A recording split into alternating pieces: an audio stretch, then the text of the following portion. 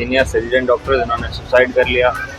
अभी भी कोई जांच नहीं हुई उनके लिए। अभी ये कार्य बहिष्कार करना हमारी मजबूरी थी, जांच निष्पक्ष होगी ये नहीं मान सकते हम। रेजिडेंटों में ये डर का माहौल नहीं रहे कि कल को मेरे साथ कुछ इंसिडेंट हो गई तो यहाँ तो दबा दी जाएगी बात। राजस्थान के हर रेजिडेंट में डर का माहौल पैदा कर रहा है कि राजस्थान सरकार को रेजिडेंटों की कोई चिंता नहीं। हम पेशेंटों की सेवा करना चाहते हैं, हमारे में संवेदना है, हम सेवा करना चाहते हैं, लेकिन हम मजबूर है कि हमारा साथी चिकित्सक चला गया और उसके बारे में कोई नहीं सुन रहा। जी सर, बहुत बुरा हुआ। हमारे सीनियर रेजिडेंट डॉक्टर जिन्होंने सुसाइड कर लिया। अभी भी कोई जांच नहीं हुई उनके लिए, तो हम स्वयं दुखी है उनके लिए और जल्दी से जांच हो और पूरे मामले की और दोषी है उनको सजा मिले। 6 दिन से धरना नहीं चल रहा। धरना हमारे कल 8 बजे से ही स्टार्ट हुआ है। उसके पहले हमारे सांकेतिक धरने ही हुए। उसके पहले हमारा 2 आवर्स का एक बार एक सांकेतिक रूप से पेन डाउन रहा। उसके बाद में हम ब्लैक रिबन का रहा। उसके पश्चात हमने 2 आवर का कार्य बहिष्कार किया। उसके पश्चात हमारी कार्य बहिष्कार कंप्लीट कार्य बहिष्कार कल शाम 8 बजे से हुआ। हमने 6 दिन से कोई धरना नहीं किया। अभी ये कार्य बहिष्कार करना हमारी मजबूरी थी। मजबूरी इसलिए थी कि अभी तक जो पदाधीन हैं वो भी पद से त्याग नहीं दिए या उनको किसी भी उच्च अधिकारी द्वारा हटाया नहीं गया, और हम ये एक्सपेक्ट कर रखे हैं कि निष्पक्ष जांच के लिए पद पे रहना सही नहीं है। अगर किसी डिपार्टमेंट के हेड उस संस्था के एडिशनल प्रिंसिपल पोस्ट पे अगर कोई कैंडिडेट बैठा है और उसके खिलाफ जांच की जाए तो जांच निष्पक्ष होगी ये नहीं मान सकते हम। तो हमारी यही मांग है कि उनको पद से हटाया जाए या वो स्वतः पद से त्याग दे, ताकि बाकी रेजिडेंटों में ये डर का माहौल नहीं रहे कि कल को मेरे साथ कुछ इंसिडेंट हो गई तो यहाँ तो दबा दी जाएगी बात।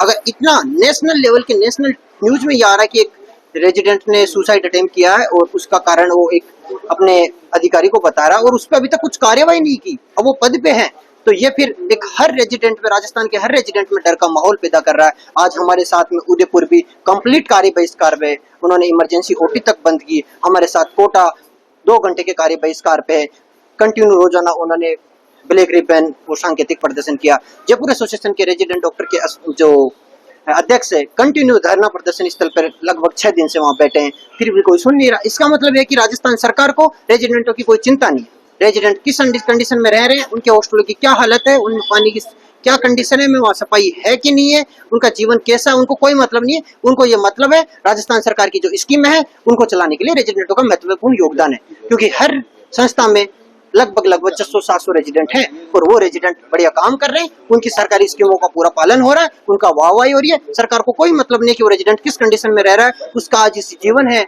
लगभग 30-35 साल के सभी रेजिडेंट्स हैं। 25 से 35 साल के जो फेज होता है उसमें उसकी क्या क्या वित्तीय जिम्मेदारियां होती है। वित्तीय जिम्मेदारियों का कोई, कभी किसी की स्टाइपेंड नहीं आ रही टाइम पे, कभी किसी की सैंक्शन नहीं हो रही। डायरेक्टर में बाबू को रिक्वेस्ट करनी पड़ती कोई स्टूडेंट।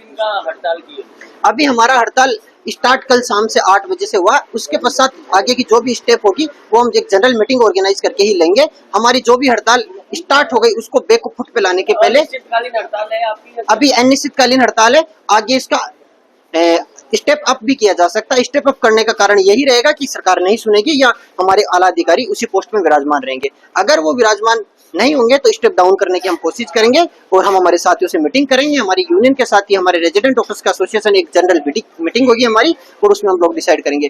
अगर ये इसी तरीके से रहेंगे तो हमको उच्च प्रदर्शन की स्टेप लेनी पड़ेगी। हम हर हॉस्पिटल के बाहर टेंट लगाएंगे और हम हॉस्पिटल के बाहर फिर पेशेंटों को देखेंगे। अन्यथा फिर भी नहीं सुनेगी तो हमको सब चीजें बंद करनी पड़ेगी। इमरजेंसी ओटीज, इमरजेंसी आईसीयू वगैरह, और उसके लिए होने वाले नुकसान के लिए सरकार जिम्मेदार है, हम जिम्मेदार नहीं है। हम पेशेंट देखना चाहते हैं, हमारी पेशेंटों के साथ संवेदना है। हमारे लिए पेशेंट बाड़मेर जैसलमेर से आते हैं कि जोधपुर में आएंगे इलाज होगा, लेकिन हम मजबूर है। हम चाहें कि हमारे पास दोनों ऑप्शन है, लेकिन हम क्या करें। हम पेशेंटों की सेवा करना चाहते हैं, हमारे में संवेदना है, हम सेवा करना चाहते हैं, लेकिन हम मजबूर है कि हमारा साथी चिकित्सक चला गया और उसके बारे में कोई नहीं सुन रहा। राजस्थान में इतना भारी माहौल बना हुआ फिर भी कोई नहीं सुन रहा।